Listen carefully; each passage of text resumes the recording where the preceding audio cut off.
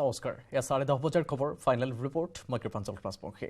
শেহতীয়া খবৰ জনাবলৈ লৈছো সমষ্টি পুনৰ নিৰ্ধাৰণক লৈ বিজেপি মিত্ৰজোঁটৰ বৈঠক অনুষ্ঠিত হৈছিল কিছু সময়ৰ পূৰ্বে মুখ্যমন্ত্ৰীৰ উপস্থিতিত বিধানসভা প্ৰেক্ষাগৃহত অনুষ্ঠিত হয় এই বৈঠকত উপস্থিত থাকে বিজেপি অগপ ইউপিপিএলৰ মন্ত্ৰী বিধায়ককে ধৰি বিপিএফৰ 3জন বিধায়ক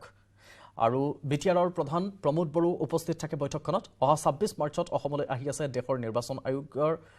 আয়োগৰ বিষয়ববীয়াসকল বিভিন্ন ৰাজনৈতিক দলৰ শুনানি গ্ৰহণ কৰিব নিৰ্বাচন আয়োগে সোমবাৰে কংগ্ৰেছ দলৰ বিধায়িনী বৈঠক অনুষ্ঠিত হৈছিল সমষ্টি পুনৰ নিৰ্ধাৰণক লৈ আজিৰ বৈঠকত কেইবাটাও গুৰুত্বপূৰ্ণ বিষয় সম্পৰ্কত আলোচনা কৰা হয় আনফালে বৈঠক সম্পৰ্কত মতামত প্ৰকাশ কৰে বিজেপিৰ ৰাজ্যিক সভাপতি ভৱেশ কলিতা আৰু বিটিআৰৰ প্ৰধান প্ৰমোদ বড়োৱে আমি একাধিক্ৰমে দুয়োগৰাকীৰ ভাষ্য আপোনাক শুনাবলৈ চেষ্টা কৰিম সাৰাংশ একেবাৰে জনাই ল'ব বিচাৰিছোঁ জ্যেষ্ঠ সাংবাদিক ৰাজু বৰুৱা আমাৰ সৈতে সংযুক্ত হ'ব তেওঁ আৰু অধিক জনাব বিষয়টো সংক্ৰান্তত সমষ্টি পুনৰ নিৰ্ধাৰণক লৈ এনেকৈ বিজেপি মিত্ৰজোঁটৰ বৈঠক অনুষ্ঠিত হৈছে কাৰণ গুৰুত্বপূৰ্ণ এক কথা 26 তাৰিখে যিহেতু আহি উপস্থিত হ'বহি নিৰ্বাচন আয়োগৰ বিষয়ববীয়াসকল আৰু তাৰ পাছতে সমষ্টি পুনৰ নিৰ্ধাৰণ কৰা হ'ব তাক লৈ যথেষ্ট তৎপৰতা দেখিবলৈ পোৱা গৈছে আৰু ইতিমধ্যে শাসকীয় দলৰ আটাইকেইগৰাকী মিত্ৰজোঁটৰ আটাইকেইটা দলৰ বিষয়ববীয়াসকল আহি উপস্থিত হৈছিলহি আৰু এই বৈঠকখনত অংশগ্ৰহণ কৰিছিল তাৰ পিছতে কি মন্তব্য কৰিছে একাধিক্ৰমে আমি ভৱেশ কলিতা আৰু প্ৰমোদ বড়োৰ ভাষ্য আপোনাক শুনাবলৈ চেষ্টা কৰিম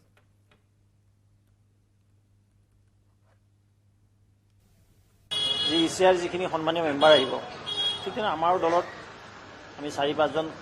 আমাৰ জ্যেষ্ঠ নেতা ইনক্লুডিং মন্ত্ৰী আমি পঠাম আমাৰ যিখিনি ভিউ তাত আমি ছাবমিশ্যন কৰিম আজি ডিলিমিটেশ্যন মেটাৰটো ইয়াত চৰ্চা হয় কাৰণ যিহেতু গোটেই ফ্ৰেমৱৰ্কটো ইচিআই কৰিব ইচিআইৰ ওপৰততো আমি নহয় চৰকাৰ তেওঁলোকে যিটো কৰিব তাত আমাৰ কিবা আৰ্গুমেণ্ট দিব লাগে আমি লিখিতভাৱে দিব পাৰিম সেইখিনি স্কোপ থাকিব নিশ্চয়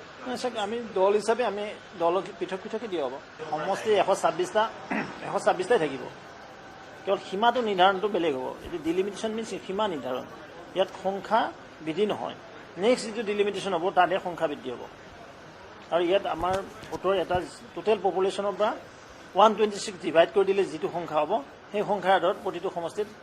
জনসংখ্যা বা ভোটাৰ হ'ব ইকুৱেশ্যনটো সেইটোৱে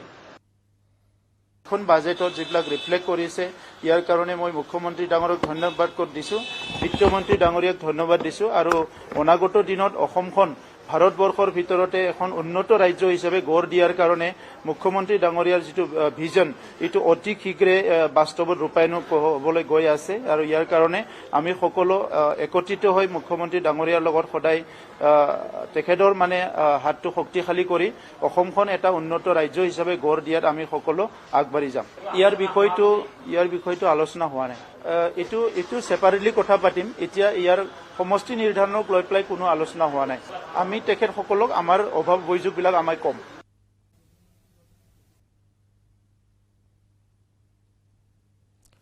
আৰু ৰাজু বৰুৱাৰ সৈতে সংযুক্ত হৈছোঁ এই মুহূৰ্তত আমি ফোনযোগে আৰু অধিক জানিবলৈ ৰাজু বৰুৱা ইতিমধ্যে এক পৰিসংখ্যা দাঙি ধৰিছে ভৱেশ কলিতা ইতিমধ্যে জানিব পৰা গ'ল তেওঁ টোটেল পপুলেশ্যন ডিভাইডেড বাই 126 কেৱল তেওঁলোকে সীমাহে সলনি কৰিব বুলি কৈছে কিন্তু সমষ্টি বৃদ্ধি নহয় বুলি তেওঁ ইতিমধ্যে জনাইছে সবিশেষ আপোনাৰ হাতত থকা তথ্য আৰু জানিম ৰাজু বৰুৱা কৃপাঞ্জল চাওক যেহেতু সমষ্টি পুনৰ নিৰ্ধাৰণৰ বাবে দেশৰ যি নিৰ্বাচন আয়োগ সেই নিৰ্বাচন আয়োগ আহি উপস্থিত হ'বহি 26 তাৰিখে আৰু 26 তাৰিখৰ পিছতে শুনানি গ্ৰহণ কৰিব গতিকে বিভিন্ন ৰাজনৈতিক দলৰ সৈতে যেতিয়া কথা পাতিব আৰু প্ৰত্যেক ৰাজনৈতিক দলৰে নিজৰ মতাদৰ্শ বা তেওঁলোকৰ এই সমষ্টি পুনৰ নিৰ্ধাৰণৰ ক্ষেত্ৰত তেওঁলোকৰ যি সমস্যা হ'ব পাৰে আহি থকা সময়ছোৱাত বা সুবিধা গোটেই কথাখিনি এটা মঞ্চৰ মাজেৰে তেওঁলোকে প্ৰকাশ কৰিব লাগিব গতিকে এই ক্ষেত্ৰত কংগ্ৰেছে ইতিমধ্যে কালিৰ দিনটোত তেওঁলোকৰ যি বিধায়িনী দলৰ বৈঠক আছিলে সেয়া তেওঁলোকৰ হৈ গৈছে আৰু আজিৰ দিনটোত যদিও ভৱেশ কলিতা আৰু প্ৰমোদ বড়োৱে কথাটো অস্বীকাৰ কৰিছে কিন্তু মূলতঃ সমষ্টি পুনৰ নিৰ্ধাৰণক লৈ আজিৰ বৈঠকখন অনুষ্ঠিত হৈছিল কাৰণ বাজেট যিহেতু চলি আছে বাজেটত প্ৰত্যেকটো দলৰে বিধায়ক মন্ত্ৰী আছেই তাত 126টা সমষ্টিৰ ভিতৰত যিহেতু বিজেপিৰ যি মন্ত্ৰী বা বিধায়কসকল আছে বা অসম গণ পৰিষদৰ মন্ত্ৰী বিধায়ক বা ইউপিপিএল আৰু বিপিএফ তেওঁলোকৰ যিহেতু সেইসকল তাত আছেই গতিকে বাজেটক লৈ নতুন আলোচনা কৰিবলগীয়া বৰ বিশেষ নাই অৰ্থাৎ তেওঁলোকে আজিৰ দিনটোত ততাতৈয়াকে যি তেওঁলোকৰ বৈঠকত মিলিত হৈছে কাৰণ এটাই যে আহি থকা সময়ছোৱাত যাতে যেতিয়া একেলগে এই 4টা দলৰ যিখিনি সমস্যা তেওঁলোকৰ ইটো যদি চোৱা যায় বিশেষকৈ কোকৰাঝাৰ সমষ্টিটোক যদি আমি চাওঁ কোকৰাঝাৰ লোকসভাৰ ক্ষেত্ৰত যদি কিবা এটা পৰিৱৰ্তন ঘটে তেনেহ'লে স্বাভাৱিকতে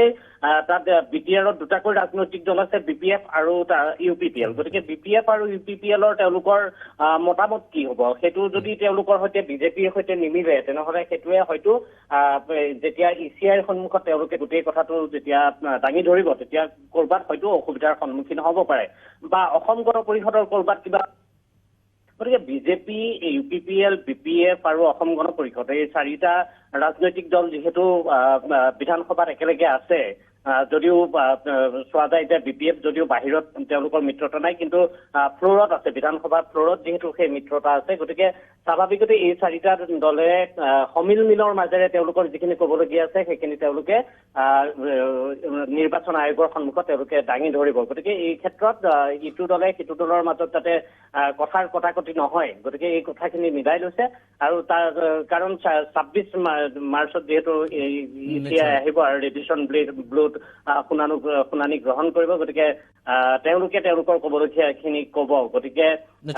আপুনি যেনেকৈ উল্লেখ কৰিছে ইতিমধ্যে কোকৰাঝাৰৰ প্ৰসংগ আপুনি উল্লেখ কৰিছে কোকৰাঝাৰৰ পৰাই যদি সেই উদাহৰণটো বা BTRৰ পৰা সেই উদাহৰণটো লোৱা যায় তেতিয়াহ'লে দুয়োগৰাকীৰ মাজত প্ৰমোদ বৰুৱা আৰু হাগ্ৰামা মহিলাৰীৰ যি কথোপকথন বা দুয়োগৰাকীৰ কথাৰ অৰিয়ায়ৰি তাতো কিছু নৰম স্থিতি লোৱা দেখিবলৈ পোৱা গৈছে পূৰ্বতে যেনেধৰণে তেওঁলোকে আক্ৰমণাত্মক হৈছিল তাতকৈ কিছু নৰম হোৱা দেখিবলৈ পোৱা গৈছে হয়তো এইবোৰো ইংগিত বহন কৰিব পাৰে পৰৱৰ্তী সময়ত কাৰণ বৈঠক এখন গুৰুত্বপূৰ্ণ এখন বৈঠক অনুষ্ঠিত হৈছে আজি নিশা সেইসমূহো নিশ্চয় বহন কৰে ৰাজু বৰুৱা পৰৱৰ্তী সময়ত আমি আৰু নিশ্চয় কৃপাঞ্জল যিহেতু কোকৰাঝাৰৰ কথাটো যদি আমি চাওঁ কোকৰাঝাৰৰ যদি ST মৰ্যাদাটো নাথাকে যদিও মুখ্যমন্ত্ৰী ডক্টৰ হিমন্ত বিশ্ব শৰ্মাই বিধানসভাৰ ভিতৰত এটা কথা উল্লেখ কৰিছে যে পূৰ্বতে যিখন ড্ৰাফ্টৰ কথা আলোচনা হৈ আছে সেই ড্ৰাফ্টখন হয়তো ECI মানি নল'ব কিন্তু নিৰ্বাচন আয়োগে সেই ড্ৰাফ্টখন মানি ল'ব নে নল'ব সেইটো কিন্তু চৰকাৰে এতিয়ালৈকে নাজানে গতিকে স্বাভাৱিকতে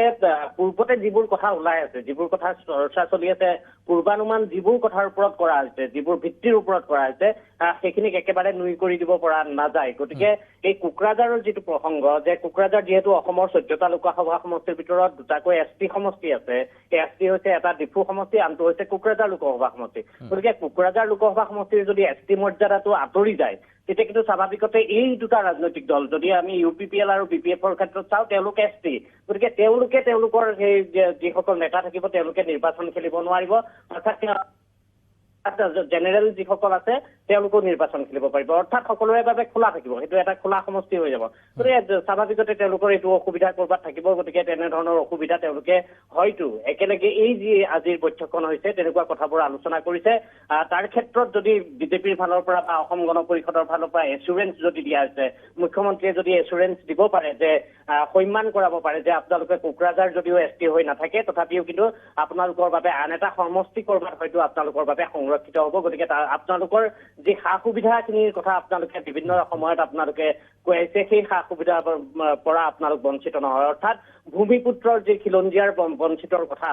তেওঁলোকৰ যিহেতু ST যিসকল লোক আছে এই অনুসূচিত জনজাতি যিসকল লোক সেই জনজাতীয় লোকসকলে যাতে তেওঁলোকৰ মৰ্যাদাৰ পৰা বঞ্চিত হ'ব নালাগে গতিকে এই কথাবোৰ যথেষ্ট স্পৰ্শকাতৰ কথা নিশ্চয়কৈ এনেধৰণৰ আলোচনাৰ প্ৰয়োজন আছিল এনেকুৱা ধৰণৰ আলোচনা হৈছে আৰু আহি থকা সময়ছোৱাত যদিও তেনেকুৱা ধৰণৰে কথা নিশ্চয়কৈ তেওঁলোকে পাতিছে সেয়াৰ সম্ভাৱনা যথেষ্ট বেছি ৰাজু বৰুৱা গোটেইখিনি কথা পতাৰ পাছত সেইখিনি কথা নিশ্চয়কৈ অনুধাৱন কৰিব পৰা গৈছে ধন্যবাদ জনাইছো এই মুহূৰ্তত আপুনি সবিস্তাৰে আটাইখিনি কথা জনাইছে ৰাজু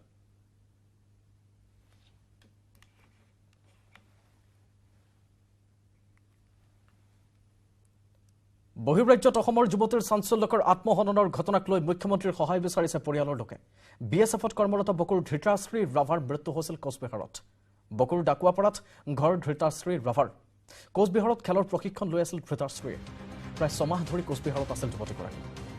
মেঘালয়ৰ তুৰাৰ BSFৰ হেডকোৱাৰ্টাৰৰ পৰা প্ৰেৰণ কৰা হৈছিল ধৃতাশ্ৰীক যুৱতীগৰাকীক অস্বাভাৱিক আত্মহননৰ ঘটনাক লৈ পৰিয়ালৰ লোকে তদন্তৰ দাবী জনাইছে এই ঘটনাক সহজভাৱে মানি ল'ব পৰা নাই পৰিয়ালে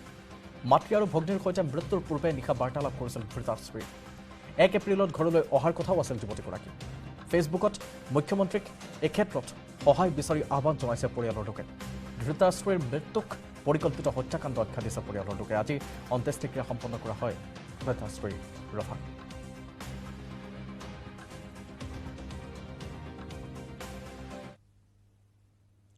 57 বছৰৰ মূৰত শিৱসাগৰৰ কুকুৰাপুহিয়াত শৈশৱৰ বান্ধৱীক লগ পাই আৱেগিক দুগৰাকী বান্ধৱী স্মৃতিৰ মানসপটত যেন ভাহি আহিল তাহানিৰ সোণখেৰীয়া শৈশৱৰ ধূলিমাকতি লগা কথাবোৰ কিন্তু দুয়োৰে সংযোগৰ কাৰণ আছিল আজিৰ পৰা 57 বছৰ আগতে হেৰাই যোৱা এটা সোণৰ আঙুঠি 57টা বছৰ বুকুত লৈ ফুৰিছিল বেদনা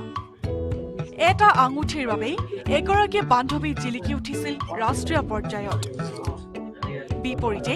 এগৰাকী বান্ধৱীয়ে হেৰুৱাইছিল মৰমৰ সোণৰ আঙুঠিটো স্কুলত পঢ়ি থকা দিনৰে কথা এসময়ৰ ডিস্কাছ থ্ৰৰে ৰাষ্ট্ৰীয় পৰ্যায়ত জিলিকি উঠা তৈয়বন নেছাই হেৰাই পাইছিল বান্ধৱী জুলেখা বেগমৰ এটা সোণৰ আঙুঠি 57 বছৰৰ পিছত পুনৰ উভতি গৈছিল শৈশৱলৈ বান্ধৱীক ঘূৰাই দিলে হেৰাই পোৱা সোণৰ আঙুঠিটোৰ মূল্য কাৰণ সেই সময়ত টকাৰ অভাৱত থকা তৈয়বন নেছাই আঙুঠিটো বিক্ৰী কৰি খেলিবলৈ গৈছিল বাহিৰলৈ দৰিদ্ৰতাৰ বাবে মৰমৰ বান্ধৱীৰ আঙুঠিটো বিক্ৰী খৰচ উলিয়াবলগীয়া হৈছিল খেলিবলৈ তৈয়বন নেছাই আঙুঠিটো সেই সময়ত ভয়তে ঘূৰাই দিয়া নাছিল বান্ধৱী জুলেখা বেগমক আঙুঠি হেৰাই গৈছিল তাই এটা হাতত তেতিয়া মানে তাই বহুত ভাল অৱস্থা আছিল দেউতাহঁত ধনী মানুহ আছিল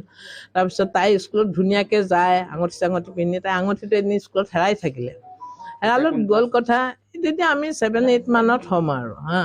তাৰপিছত হেৰাই থাকিলত গ'ল কথা হ'ল কিন্তু আমি স্কুলত গৈ আমি বেঞ্চ চাফা কৰিব লাগে নহয় চাফা কৰোঁতে আৰু মই স্কুলত সদায় সোনকালে যাওঁ গৈ পিছফালে ফিল্ডখনত খেলিবগৈ লাগিব তাই গৈ পেলাই চাফা কৰোঁতে মই আঙুঠিটো বেঞ্চৰ তলত পালোঁ এতিয়া দুয়োৰে বয়স 70 বছৰ জীৱনৰ বিয়লি বেলাত বান্ধৱীক আঙুঠিৰ মূল্য ঘূৰাই দিবলৈ গুৱাহাটীৰ পৰা শিৱসাগৰলৈ আহিল তৈয়বন নেছা 57 বছৰ আগতে হেৰুৱা আঙুঠিটোৰ কথাও পাহৰি পেলাইছিল বান্ধৱী জুলেখা বেগমে আৱেগিক হৈ পৰিল জুলেখা বেগম ভাল লাগিছে তাই আহিলত মোৰ বহুত ভাল লাগিছে মই পাহৰিয়ে গৈছিলোঁ তাই যে মনত ৰাখি যে ইমান দিনে থৈ দিছে মই সেইটো ভবাই নাছিলোঁ আজি তাই আহি কলতহে মোৰ মনলৈ আহিছে তাই যে ইমান খেলি মেলি যে ইমানখিনি কৰি ইমানখিনি আগুৱালে ইমানখিনি কৰিলে কৰি আকৌ যে এতিয়া আহি ইমানখিনি কৰিছেহি মোক আহি পেলাই এই বস্তুটো মই নালাগেই কৈছিলোঁ তাইক ডিস্কাছ থ্ৰৰ যোগেদি ৰাষ্ট্ৰীয় পৰ্যায়ত জিলিকি উঠা তৈয়বন নেছাই পৰৱৰ্তী সময়ত ৰেলৱে বিভাগত চাকৰি লাভ কৰি গুৱাহাটীতে সংস্থাপিত হৈছিল কিন্তু মনত বান্ধৱীৰ সেই আঙুঠিটোৰ কথা বাৰুকৈয়ে আমনি কৰিছিল মাজে সময়ে সেয়ে বান্ধৱীক লগ পাই ঘূৰাই দিলে সেই প্ৰতিদান যি প্ৰতিদানৰ বাবে তৈয়বন নেছাই এসময়ত আগবাঢ়ি গৈছিল সদায় মনত ভাবোঁ কিন্তু তাই ক'ত থাকে মই নাজানো আমি ইয়াতে 3-4জনী ছোৱালী একেলগে পঢ়িছিলোঁ তাৰপিছত মোৰ ভণ্টি ইয়াতে থাকে এই টেক্সিআলিত ভণ্টিক ক'লোঁ এনেকৈ জুলেখা বুলি মোৰ লগত পঢ়া ৰেণু জুলেখা আমি চব একেলগে পঢ়িছিলোঁ ৰেণু ঘৰৰ ওচৰত আছিল তো খবৰ ল'বিছোঁ ভণ্টিও মানে বহুত মানুহক খবৰ দি তাই এড্ৰেছটো উলিয়ালে 57 বছৰৰ মূৰত শিৱসাগৰ কুকুৰাপহিয়াত শৈশৱৰ বান্ধৱীক লগ পাই আৱেগিক তৈয়বন নেছা আৰু জুলেখা বেগম স্মৃতিৰ মানসপটত যেন ভাহি আহিল তাহানিৰ সোণখেৰীয়া শৈশৱৰ ধূলি মাকতি লগা কথাবোৰ জুলেখা বেগমে আঙুঠিৰ মূল্য ল'ব বিচৰা নাছিল যদিও বান্ধৱীৰ অনুৰোধ ৰক্ষা কৰিলে এটা আঙুঠিৰ বাবেই যেন পুনৰ সংযোগ হ'ল দুই বান্ধৱীৰ শিৱসাগৰৰ পৰা Pradip Gogoi report news 18 Assam north east আৰু বহু গুৰুত্বপূৰ্ণ খবৰ আছে ফাইনেল ৰিপৰ্টত আপোনাক জনাই থাকিম লৈছোঁ এটা বিৰতি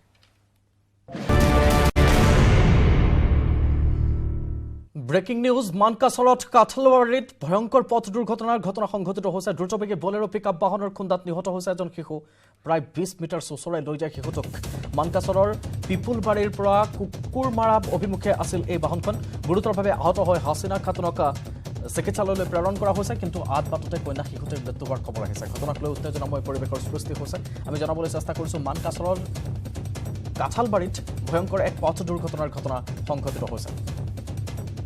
আৰু প্ৰায় চিকিৎসালয়লৈ নিয়াৰ পথত মৃত্যু হোৱাৰ খবৰ জানিব পৰা গৈছে এবাৰ কাঠ সৰবৰাহৰ নতুন কৌশল অৱলম্বন কৰাৰ খবৰ ইণ্ডেন গেছৰ ট্ৰাকত ওলাল বুজন পৰিমাণৰ কাঠ নিশা কাজিৰঙাৰ বসা গাঁৱত সংঘটিত হৈছে এক পথ দুৰ্ঘটনা 37 নং ৰাষ্ট্ৰীয় পথত ৰখাই থোৱা AS01HC 8807 নম্বৰৰ এখন ইন্ধন গেছ এজেঞ্চিৰ ট্ৰাকত খুন্দা মাৰে এখন বলেৰো পিকআপ ভানে দুৰ্ঘটনাটোত আহত হোৱা বলেৰো পিকআপ ভানখনৰ চালক হেণ্ডিমেনক স্থানীয় ৰাইজৰ সহযোগত আৰক্ষীয়ে উদ্ধাৰ কৰি চিকিৎসাৰ বাবে প্ৰেৰণ কৰিছে কিন্তু দুৰ্ঘটনাগ্ৰস্ত ট্ৰাকখনত গেছ চিলিণ্ডাৰৰ সলনি ওলাইছে বুজন পৰিমাণৰ কাঠ আৰু ইয়াৰে সৈতে সামৰিছোঁ আজিৰ ফাইনেল ৰিপৰ্ট বিদায় লৈছোঁ মই কৃপাঞ্জলে নমস্কাৰ শুভৰাত্ৰি